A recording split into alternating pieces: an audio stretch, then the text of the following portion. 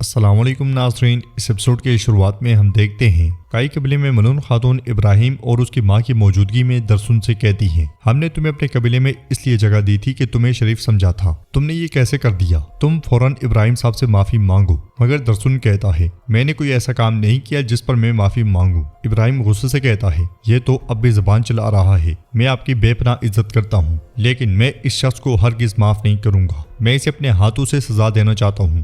ملعون خاتون کہتی ہیں، یہ ہمارے زیر خدمت ہے اور اس نے ہمارے مہمان کی گستاخی کی ہے، اسے سزا دینا ہمارا فرض ہے۔ ابراہیم صاحب، آئیکت اس گستاخ کو فوراً قید والے خیمے میں ڈال دو، جب ارحان سردار واپس آئیں گے وہ خود ہی اسے سزا دیں گے۔ یہ سن کے حلیمہ کو بہت غصہ آتا ہے اور وہ کہتی ہے، ماں، ابتدا تو ابراہیم صاحب نے کی تھی، درسن بے قصور ہے۔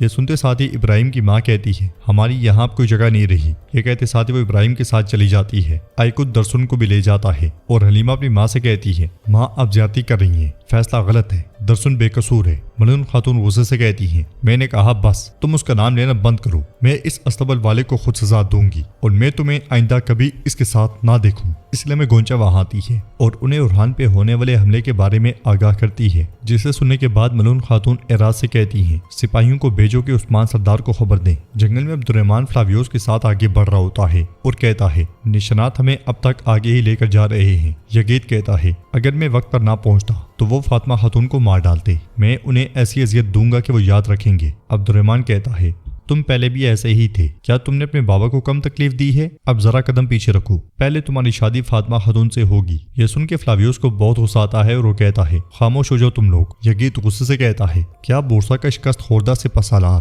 ہمیں اپنا کام کرنا سکھائے گا؟ تو فلاویوس کہتا ہے، میں نے اپنے شہر کی عزت سے حفاظت کی ہے، میں تمہاری طرح اپنے باپ کے سائے میں چھپ کر تلوار نہیں چلاتا۔ یزید اس سے کہتا ہے، میرا باپ یہاں نہیں ہے اور تمہیں بچانے کے لیے کوئی وسیل بھی باقی نہیں۔ عبدالرحمن آگے بڑھتا ہے اور یزید کو پیچھے کرتا ہے، پھر فلاویوس سے کہتا ہے، اور فلاویوس جو بھی ہے، اور تم فلاویوس یا جو بھی نام ہے تمہارا، اپنی زبان بھی پہچانو اور اپنی حد بھی۔ اس لیے میں کچھ آواز سن کے وہ تینوں ایک دم سے آگے بڑھتے ہیں۔ ادھر ارحان اپنے ساتھیوں کے ساتھ راہب انطون سے جا ملتا ہے اور اسے کہتا ہے، ہم یہاں ایک راز کھولنے آئے ہیں، وہ راز جو صرف تم ہی جان سکتے ہو۔ ایسے لوگ جنہوں نے ایک ہی وقت میں ہم پر اور بازنطینیوں پہ حملہ کیا، ان کی گردنوں پہ یہ نشان داغا ہوا ہے، کیا تم جانتے ہو اس کا مطلب؟ انطون نشان دیکھتے ہوئے کہتا ہے، یہ خدا ہمیں محفوظ رکھے۔ جیرکتہ کہتا ہے، کیا ہوا راہب، تم لرز کیوں گئے ہو؟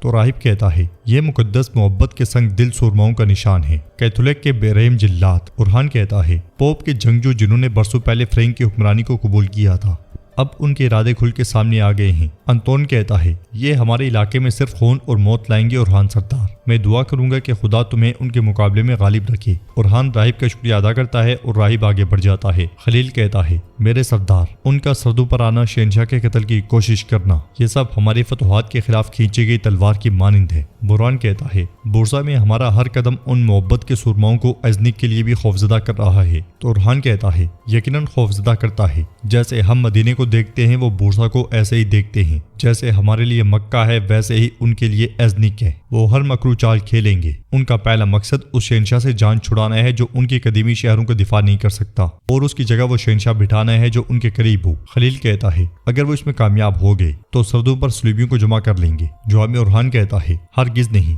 میں انہیں ایسا کرنے نہیں دوں گا، وہ ازنک اور بورسا کی ہماری فتوحات کو روک نہیں سکیں گے، ہم پہلے ان غداروں تک پہنچنے والی ہر مدد کا راستہ روکیں گے۔ بران بے آپ بورسا سے جیملک جانے والے راستے پر قبضہ کریں گے۔ جیرکتہ صاحب، آپ وہ راستہ جو ازنک کو مغرب سے ملاتا ہے تھامو، اپنے سپاہیوں کو لے کے فوراً روانہ ہو جاؤ۔ یہ سنتے ساتھ ہی وہ دونوں چلے جاتے ہیں اور ارحان خلیل سے کہتا ہے، فلاویوس کو پیغام بھیجو، کہو کہ فوراً قبیلے آئی۔ قبیلے میں شہنشاہ علاؤالدین کے ساتھ ٹہل رہا ہوتا ہے اور علاؤالدین کہتا ہے، جیسے کہ ارحان سردار چاہتے ہیں کہ کوئی کائی زمین خالی نہیں رہے گی انشاءاللہ۔ تم نے بہت عمدہ کام کیا شہنشاہ صاحب، لیکن میں سوچ رہا ہوں وہ تیمورتاش، کیا اس نے کوئی مزاحمت نہیں کی؟ تو شہنشاہ کہتا ہے، کوشش کی تھی مگر میں نے اسے رتب بر ہمت نہیں دکھانے دی علاؤالدین صاحب۔ مان لیا کہ ہم نے تیمورتاش کو راہ دکھا دی، لیکن نئے دشمن کا کیا جن کے نام تک ہمیں معلوم نہیں؟ یہ معاملہ آسان نہیں لگتا علاؤالدین صاحب، انشاءاللہ ہمارے لیے مصیبت نہ بنے۔ لوگوں کو آتا ہوا دیکھ کر علاؤالدین کہتا ہے، وہ غیر مسلم لوگ جنہیں ارحان سردار نے بلایا ہے وہ آہستہ آہستہ یہاں پہنچ رہے ہیں، میں دیکھ رہا ہوں کہ وہ اپنے مسائل ہمیں ہی بتائیں گے۔ یہ کہتے ساتھ ہی علاؤالدین آگے بڑھ جاتا ہے۔ کچھ دیر کے بعد ہی قبیلے کے ڈھول بجتے ہیں اور نیلوفر اپنی بہن اور فاطمہ کے ساتھ قبیلے میں داخل ہوتی ہے۔ ملعون خاتون انہیں خوش آمدید کہتی ہیں اور پوچھتی ہیں، ارحان کیسا ہے؟ تو نیلوفر کہتی ہے، وہ سب خیریت سے ہیں، وہ آج رات آ جائیں گے، کہہ رہے تھے آپ پریشان نہ ہوں۔ پھر ملعون خاتون دیفنے کو بھی خوش آمدید کہتی ہیں مگر وہ اپنا منہ سجائے کھڑی رہتی ہے تو ملعون خاتون کہتی ہیں جب نیلوفر پہلی بار ہمارے قبیلے میں آئی تھی تو وہ بھی بالکل تمہاری طرح تھی، بے چین اور فکر مند۔ نیلوفر کہتی ہے وقت گزرنے کے ساتھ تم بھی مانوس ہو جاؤ گی۔ ملعون خاتون کہتی ہیں کیا خبر ہماری بیٹی ان قلعوں سے بڑھ کر اس قبیلے کو پسند کرنے لگے۔ دیفنے کہتی ہے آپ کا قبیلہ بہت پیارا ہے لیکن جو لوگ قسطنطنیہ سے آتے ہیں ان کے لیے کسی اور جگہ سے محبت کرنا ممکن نہیں ہوتا، لیکن یقیناً سوائے نیلوفر کے۔ نیلوفر کہتی ہے راستے نے ہمیں تھکا دیا ہے ماں، اگر اجازت ہو تو میں دیفنے کو اس کے خیمے تک لے جاؤں۔ ملعون خاتون کی اجازت سے وہ اسے لے کے آگے بڑھتی ہے۔ ادھر عبد الرحمن فلاویوس کے ساتھ اس مقام پہ پہنچتا ہے جہاں پہ محبت کے سپاہی آرام کرتے ہوئے ہاتھ تاپ رہے ہوتے ہیں۔ وہ وہاں پہنچتے ساتھ ہی ان پہ ہلہ بول دیتے ہیں اور انہیں آنن فانن کاٹتے ہی چلے جاتے ہیں۔ کچھ دیر میں تمام کا صفایا ہو جاتا ہے اور ایک زخم میں رینگتے ہوئے آگے بڑھتا ہے۔ فلاویوس اس کے زخم پہ پاؤں رکھ لیتا ہے اور اس سے کہتا ہے تم یہاں سے بچ نہیں سکتے تو اس لیے بولو شہنشاہ کو کون مارنا چاہتا ہے؟ وہ سپاہی کہتا ہے میں گناہگار پیدا ہوا تھا لیکن بہادری سے مروں گا۔ یہ کہتے ساتھ ہی وہ خنجر نکالتا ہے اور اپنے آپ کو ہی مار ڈالتا ہے۔ یہ منظر دیکھتے ہوئے عبد الرحمن کہتا ہے کتے نے کتے جیسا ہی کام کیا، ویسے بھی یہ کچھ نہیں بولتا، اسے وہی ملا جس کا وہ حقدار تھا، اس لیے میں رستو سپاہیوں کے ساتھ وہاں پہنچتا ہے اور کہتا ہے میں تمہیں تلاش کر رہا تھا۔ پھر ساتھ آنے والے سپاہیوں کی طرف اشارہ کرتے ہوئے کہتا ہے میں نے انہیں راستے میں دیکھا۔ یقید پوچھتا ہے سب خیریت ہے، کچھ برا تو نہیں ہوا؟ رستو کہتا ہے اورحان صاحب نے فلاویوس سے بات کرنے کے لیے قبیلے بلایا ہے۔ فلاویوس پوچھتا ہے کیوں، کیا اسے کچھ ملا ہے؟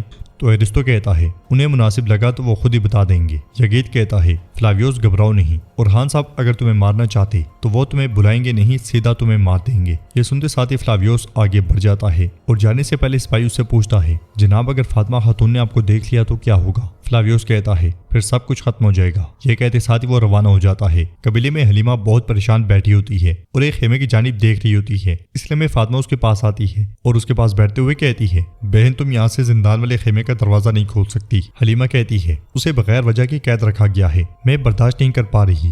فاطمہ پوچھتی ہے حلیمہ تمہیں کیوں برداشت نہیں ہو رہا، تمہیں درسن کی اتنی فکر کیوں ہے؟ حلیمہ کہتی ہے کیونکہ یہ نا انصافی ہے، مجھے یوں مت دیکھو، وہ بیوقوف اس کا مستحق ہے، بات بھی نہیں مانتا، وہ میرے سامنے آ کھڑا ہوا اور ہلا تک نہیں، اگر درسن نہ ہوتا تو میں اس آدمی کو سبق سکھاتی۔ فاطمہ اسے کہتی ہے تو درسن نے تمہارے لیے یہ سب کچھ کیا؟ حلیمہ کہتی ہے بہن کیا کچھ ایسا ممکن ہے، وہ درسن ہے، وہ ہمارے لیے کام کرتا ہے، آپ جانتی ہیں، جب اسے لگا کہ میں پریشان ہوں۔ فاطمہ کہتی ہے ٹھیک ہے، جب کہ تمہیں معلوم ہے تو پھر اس کے مطابق حرکت کرو، اس مسئلے سے اور زندان والے خیمے سے اپنی نظریں ہٹاؤ، تمہیں تکلیف میں دیکھ کر سب سے زیادہ تکلیف مجھے ہوتی ہے۔ ادھر خیمے میں نیلوفر دیفنے کے زخم کا علاج کر رہی ہوتی ہے۔ دیفنے کہتی ہے میری بہن سمجھتی ہے کہ میں نے اسے مارنے کی کوشش کی ہے، تو نیلوفر اس سے کہتی ہے دیفنے مجھے افسوس ہے مگر ابھی۔ دیفنے کہتی ہے تم کائی ہو اور میں بازنطینی ہوں، ہم بھی دشمن ہیں ہے نا، دشمن سے تو ہر چیز کی توقع کی جا سکتی ہے۔ یہ کہتے ساتھ وہ جانے ہی لگتی ہے کہ نیلوفر اس سے کہتی ہے ٹھیک ہے اس وقت میرا فیصلہ غلط تھا لیکن تم میری جان ہو، میری بہن ہو۔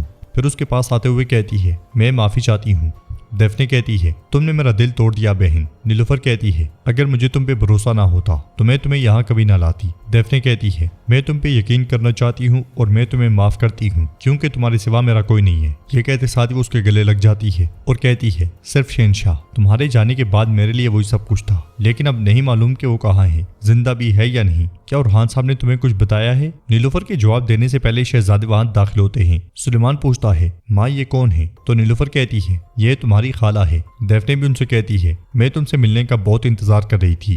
بچے اس میں دلچسپی نہیں دکھاتے اور دیفنے بھی منہ بناتے ہوئے ان سے گلے لگ جاتی ہے۔ تو ناظرین اس کے ساتھ ایپیسوڈ بھی اختتام پذیر ہوتی ہے۔ ویڈیو پسند آئے تو لائک کر دیں، شیئر کر دیں، سبسکرائب نہیں کیا ہوا تو سبسکرائب کرنے کے ساتھ ساتھ گھنٹی والے آئیکن کو دبانا مت بھولیں۔ ملتے ہیں انشاءاللہ نیکسٹ ویڈیو میں، تب تک کے لیے رکھیں اپنا اور اپنوں کا بہت زیادہ خیال۔ اللہ نگہبان۔